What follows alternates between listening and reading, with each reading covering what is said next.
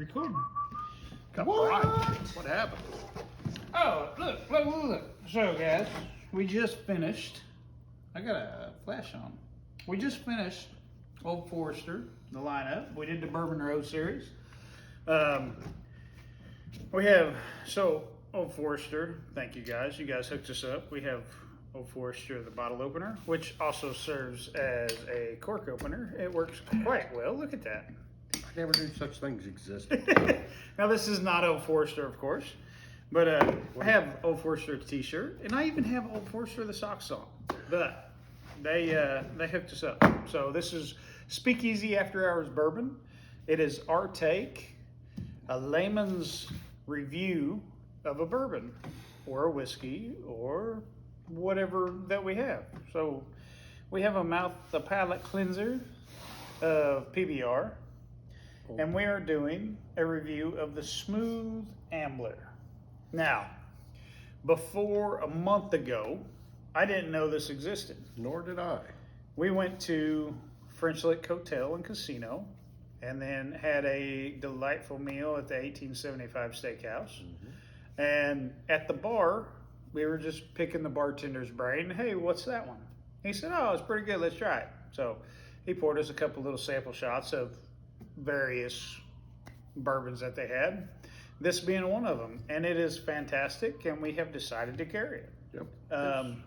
Actually, it wasn't this exact it was not bottle, this one, no, but it was one of the Smooth Amblers. Yes. Now, so this is a West Virginia. That's Johnny Law. Yeah, Johnny Law's outside. What time is it? It's not Drew. Drew gets off. Yeah, he's off duty now. So that's probably Wilkerson. Could be. So this is a West Virginia, Tennessee, and Indiana. Bottled by who? Deanna. Deanna. Thank you, Deanna, Thanks, for Deanna. bottling this amazing bourbon here. This is batch number 354. What is going on? After somebody. Is that the ambulance? No, that's going? That's the police. It's going super slow. Yeah. It sounds like. No, here gassing up. Do you know what that's called? You know what that's called? What's that called? That's called the Doppler effect. There you go. So it's when the sound travels. It's a Doppler effect. So, and what causes that? High pressure waves in the beginning of the movement, and then low pressure waves at the end. So, thank you, Mr. Thayer. Hashtag Doug Thayer. Yep. You're awesome. So, this is a real close tie for first, second, or third for me. I have a couple others that are right in the same category, and we'll get into those later. Yep. But I mean, any day one could replace the other on the top three that of the normal layman's bourbon that you can get. I agree 100%. Yes. So I mean, like, you know, some days I'm just throw some names out there, like a Whistle Pig, 100% rye, 6-year is fantastic. Some days this Smooth Ambler is fantastic, and they're fantastic every day. But some days I'll prefer one over the other, and I don't know if it's what I ate or just what I'm craving, or I just want something else that day. Yeah. You know, so this is delightful for me. Agree 100%. Yeah. The biggest eye opener for me is, so like growing up, we talked about this earlier, like we thought bourbon was Jim Beam. Yes. We'll get a little bit older, okay, Maker's Mark. Wild Turkey 101, the kicking chicken. Elijah Craig, not knocking Elijah Craig, but Right. the Maker's Mark, Elijah Craig, those big names that you knew, you thought those were, okay, that's the best bourbons out there. Which, they're good bourbons, but then you go along and you taste something else that you've never heard of, and you're just like, holy cow, It's a game changer. It really is. And it is. It's like... it opens your eyes that there is so much more bourbon out there that is, in my opinion, just as good or better as the Maker's Mark or Absolutely. Those other big names. And, you know, the Maker's Mark and the Jim Beam and, I mean, even all the whiskeys that you can get into, you know, the Wild Turkey 101, the Jameson whiskey, they're all good. But you know, to me, it just kind of it's a notch up. You know, it's the next little bit of a level that you can get, and not even spending that much more. No, I mean that the same price range as Yes. a Maker's Mark. You're going to be able to find this Smooth Ambler for. You know, there's so much out there that is fantastic. I mean, if you look at, let's look at Van Winkle 20 years ago. So Van Winkle was the $20 bourbon that was on the bottom shelf at all your liquor stores across the Midwest. You know, and then it blew up because it is a fantastic product. And I'm not saying that this is the next one, but it very well could be. It is quite good. You know, having had some Winkle, 12-year and 10. 12-year Lot B, this is very, very good. It's not a replacement, but it's close, in my opinion. It's raw dog. Yeah, raw dog. Why wouldn't you start it off right? It is so good. But this is really my preferred method of trying my bourbon. You know, and I get, so just the cork, and this is a plastic cork. You know, I get that sweet, that vanilla's Heavy on the vanilla. syrup, like maple syrup smell. You know, I get all those notes on the nose just from that guy. And this isn't even a real cork, it's plastic. But it is not a screw top. So, Maker's Mark, What's up with this? why is there a screw top? And here I get like a crisp red apple right out of the bottle with a little bit of caramel right on the tail end of it. I'm getting a little apple. Yeah. Not necessarily the Granny Smith or the red, but I'm hitting a hint of apple. I'm getting a vanilla really strong. Now she's spicy. She's a saucy girl, Who doesn't love a saucy girl? but very pleasant. Not like, oh, wow. No, it's very pleasant. It's warming all the way down. The bottle has legs all the way up to the spout. Proof-wise, I think we're at a 92 proof. So we're at 46% alcohol. So it's not going to be really hot. And it's not really hot, and usually I wouldn't say that I don't enjoy a burn, but It's a pleasant. It's a warming. It's welcoming. It's like a hug on the inside. Yes. Yes. It's like grandma giving you a hug on the inside. It's exactly like Grant. Yeah. And I mean, this is not a Glencairn. This is our Speakeasy sampler. This is a Speakeasy Clarence. Yes, Speakeasy Clarence. Our Speakeasy Waylands. Wayland, one-arm bartender. So this is a blended bourbon. Do we know the age? A blend of straight bourbons, and I do not know what the age of it is. Let me get some light. I'm a little confused because it's blended from Kentucky, West Virginia, and Indiana. Yes. So do they have distilleries in all three locations? I don't know if obviously? they distill or if they just store and warehouse in those. Okay, so if you store a bourbon in I Indiana, have no idea. does that make it then an Indiana bourbon? That's a question for Jordan. Where is Jordan? For the Jordan was Jordinsky. here. He was here, but where'd he go? He was like bailed the out fall. on us. He's probably over at the park sleeping off his strohs. That might be him.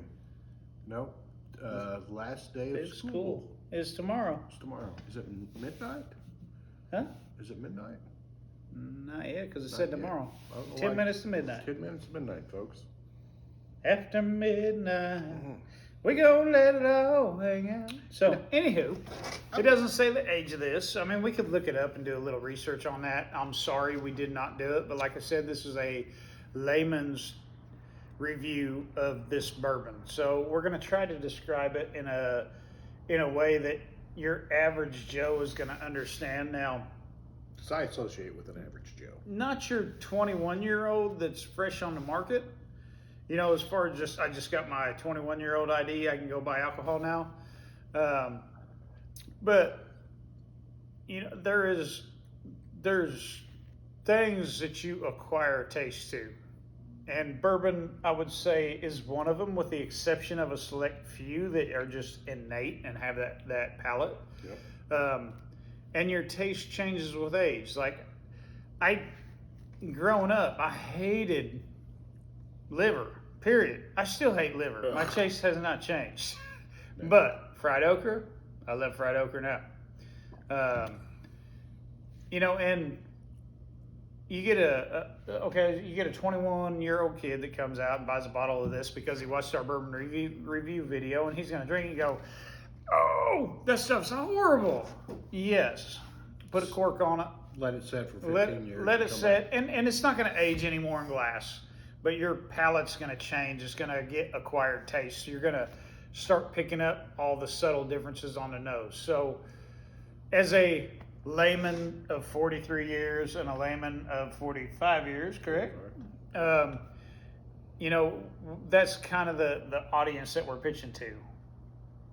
And there's going to be some, like I said, there's going to be those select few young chitlins out there that are going to enjoy a good bourbon. And whether because they've been hitting off Grandpappy's bottle for a couple years, that's possible. It's possible. But, so to get on with it, we are drinking out of our Speakeasy Waylands. And I get like stupid sweet on the nose. I do smell a little alcohol, which I'd expect. But maple syrup comes to mind. A little bit of caramel. But it's an apple essence. It's not like a Granny Smith. It's not like a Red Crisp or Golden Delicious. It's just kind of a hint of apple. Yep. And not an artificial, like a real apple. Like when you first cut it and you break the apple open and you get that little smell of the skin getting broke in the fruit. That's what I get. Legs, she's got legs for days. I mean, those legs are running. She got legs like I like them, all the way up to here, all the way down to there. Feet on one end. So, anywho, but this bourbon, it is fantastic. So on to the taste without the raw dog. So I'm gonna let my nose and my palate go, and Matt can take over. And I would never. I'm a huge bourbon and soda drinker. I'll do the Old Forester. Last night I had an Old Hamer cask drink with my Diet Coke. To me, it's an enjoyable cocktail. I would never do that to this bourbon because it is so good. It's. I'm not going to say it's perfect, but it's everything I like in a bourbon. I would take this to your house for a dinner, and this would be an enjoyable bottle of bourbon to have after dinner or with dinner. And I don't even know that I could put a rock in it. I would not put a rock in it. I would absolutely not. And we didn't bring any water or ice to put in this, just because we do know this bourbon. We've been drinking it for a little bit, and I love it. It's delightful. So it's sweet when it first hits your tongue, and then right in the middle of your tongue up front, but left and right in the middle, but up front, I get a little spice, and it's almost like a rye, but the after bite is not. That carries through the swallow, and then you get that warming sensation down. The spice is the barrel aging, so it has a whole bunch of tannins, and tannin would be a tannic acid that it leaches from the wood in the barrels, typically white oak barrels. And almost all of your casks are going to be white oak, not red oak, because red oak leaks. It is full of straws. White oak is a solid liquid barrel. And back in the day, red oak cask was used for dry storage. So you would put your beans or anything that you wanted to keep dry in a red oak cask, because it would funnel liquid out. But if you wanted to hold a liquid, you use a white oak barrel. I I did not know that.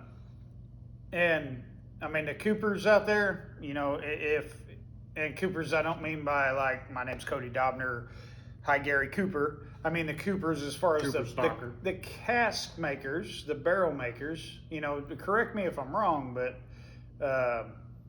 that's just a little bit of research I've done. I've often wanted to make my own cask,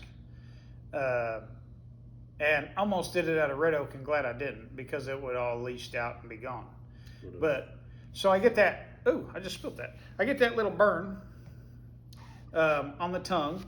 But it's not a chicken wing burn. No. It's just right up front. A good. It's hello, I'm here. Yes, it's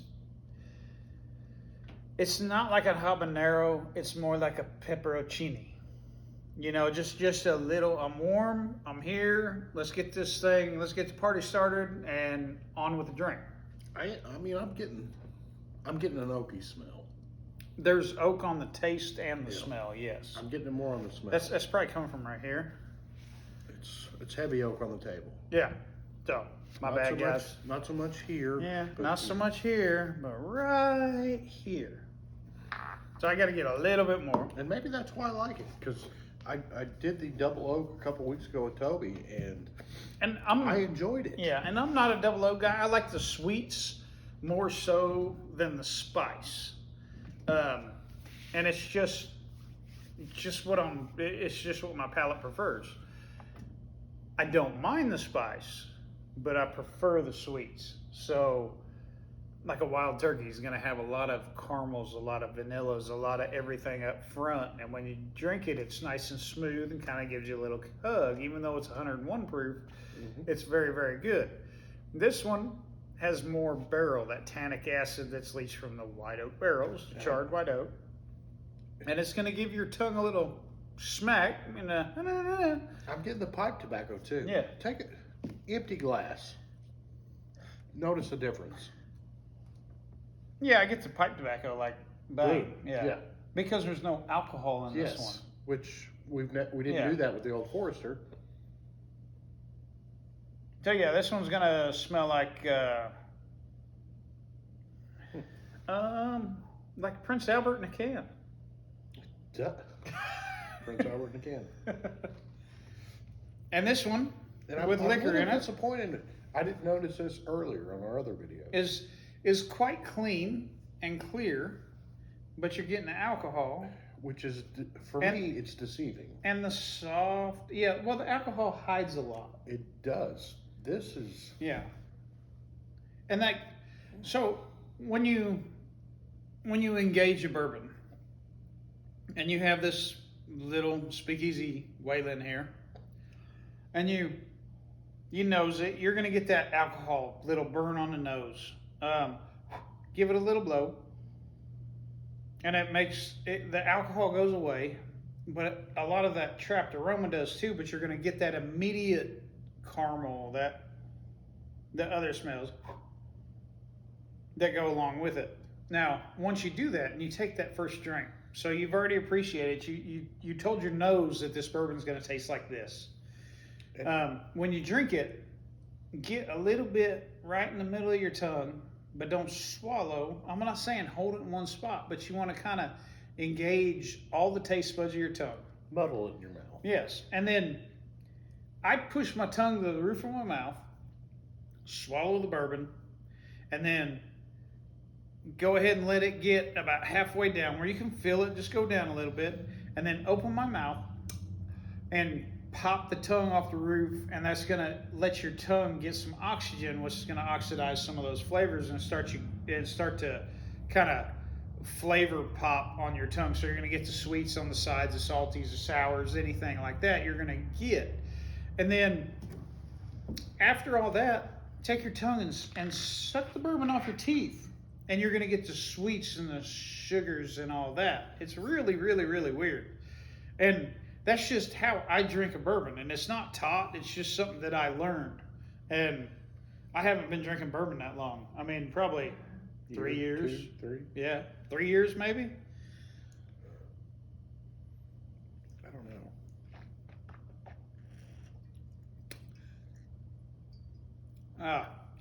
So right there's the apple. Right when my tongue left the roof of my mouth, I get that apple, that Granny Smith. And then when I clean my teeth, I get the sweets, but not like syrup sweet. It's like I'm getting kind of a bitter. That could be the liver. I can't, it's a real weird sweet. It's not like cane sugar or syrup. And not like cotton candy or a sugar daddy or anything like that, but it's kind of like a caramely molasses maybe. But not the smell of molasses, just the sweetness, kind of how molasses smells, how your mouth would think of molasses taste. But it's good. It is a fantastic bourbon. I'm going to give this one 2 thumbs up. If I just had to go out and have a glass of bourbon, I'm ordering this. Yes, if it's on their menu, this one or a couple others that we have. I mean, this. Yeah, but me, if they have this is a go-to for sure. To me, bourbon, this has everything that I'm looking for in a bourbon. It's got the burn. It's got the beautiful smells, which the smells for me, I have horrible allergies. So that's low on my list, smells. How's it taste in my mouth? Do I get a little heat? How does it feel going down? That's more where I'm at. And this may taste totally different to him in the wintertime when he can smell. When his probably allergies aren't kicking his butt. But Because your nose is a whole lot of percentage of your smell, or your taste, sorry. But Raw Dog is fantastic. it's quality product. Stand behind it. Yes. Proud that we serve it. So, Smooth Ambler. Contradiction. Yep. Produced and bottled by Smooth Ambler Spirits Company, Maxwellton, West Virginia, USA. www.smoothambler.com. Deanna, big shout out to you for bottling this bottle. At a batch number 354. Glad you came to work that day. Contradiction is a blend of straight bourbons. The components are a wheated bourbon distilled and aged in West Virginia and merchant bottled bourbon that we carefully source. So there's where your other bourbons would be. So would that be the MGP that could very well be, yes. that we are Jordan very speaks proud of our knack for bringing you great spirits we hand make and excellent spirits we hand select. And Contradiction is the opportunity to enjoy in a single sip the convergency of those two very different efforts. Patiently crafted Appalachian whiskey, expertly blended from whiskeys distilled in West Virginia, Tennessee, and Indiana. No elephants were harmed in the making of this whiskey. So they made it off the barrel fantastic. So Indiana, that's probably MGP in Lawrenceburg, Kentucky. Lawrenceburg. The old Seagram's distillery down there. They make a plethora of bourbons, or spirits, not just bourbons. And if you've never been down there, they don't give tours, but all you have to do is drive down Highway 50, Indiana 50, and you'll see it. It'll be on, if you're heading east, it'll be on your left side. And you'll see barrel storage houses, just brick houses with some windows in it. And their distilling site is phenomenal. I worked right next door to it at Ivy Tech, and it was kind of in an industrial park. You had the Ivy Tech, and then the Humane Society, and then right across the fence was the distilling spot. And you could tell when they were mashing out that day because, when they dumped the mash out, it has a distinct smell, and it's it's like a sourdough bread. It's fantastic. But they make, so you send them your recipe, and they will make your bourbon. Now, this is not 100% MGP, Midwest grain products. So what it is? And but I'm gonna say it has a little bit of MGP in it, and And that's not a bad product. And they get a rap because they make a blanket of spirits. They make some rums, they make some vodkas, but they're just there because they have the equipment to do so. But they're gonna make it to your recipe. So I mean, if you had grandma's Meatloaf persimmon pudding recipe, and you said, okay, make this recipe for me, and you get it back and it tastes just like grandma's persimmon pudding, you didn't make it, but it's still grandma's persimmon pudding. I mean, it's quite simply, that's the fact of the matter. Yeah, they have the Heart and soul still in it. the equipment, the facilities to mass produce it. Yes. And that's what they're doing. So, I mean, this is not 100% theirs, but it is partially what I hear, but I can't say 100% certainty with that. If Jordinsky was here, he'd be telling you about Hashtag MGP. Jordinsky. Hashtag Jordinsky. Where is your butt at? Where's he at? He disappeared. That's all I got for tonight. Yep. So, off of the Old Forester. Next week, Yes. What are we gonna do next week? we have a lot of different stuff. We could do another one-off. We do have an Elijah Craig. I'm gonna say a plantation lineup. You want to go ahead and switch to rum? We can back it up. We can go Either way. bourbon to Well, rum to. We'll keep it fresh Yeah. next week. We'll talk about it. We've got a lot of cool rums that we've discovered. Some have been aging for. So we have one that's a Trinidad. It was distilled in 1997, So 1997, I was living in Chicago. and in 1997, I could quite possibly have been in boot camp, depending on when it was distilled. Yep. And that's been a minute ago. It's been a couple days. But it was put into bourbon barrel cask, some barrels, charred white oak barrels that have had bourbon in them for 15 and a half years. And then they take it out of that in 6 years in a Farron cask. And Cognac cask. yeah, and I mean, when you nose it, it's a nose similar to this, but when you taste it, it is totally different, and in a good way. And then the sweets is what I like. So I mean, it's like coating your mouth. It's giving your tongue a hug. Who doesn't love a hug? Yeah. So, but that's for a future date. It may be next week. It may not. We're gonna go from there and see. And the Trinidad is just one of those we have Yes. on the plantation lineup. And then we have some Diplomatico, and we have different bourbons. So We'll see what we get. we'll see what happens. We'll keep it fresh. Love you guys. Yep, we love you. So this is Speakeasy After Hours Bourbon signing off for tonight. And got anything else? Nope. Roll 5. Is it still Thursday? Negative. 12:09. Ah, we made it into tomorrow. It's Friday. What a world. What a Hugs, world. kisses. We love you guys. And cut.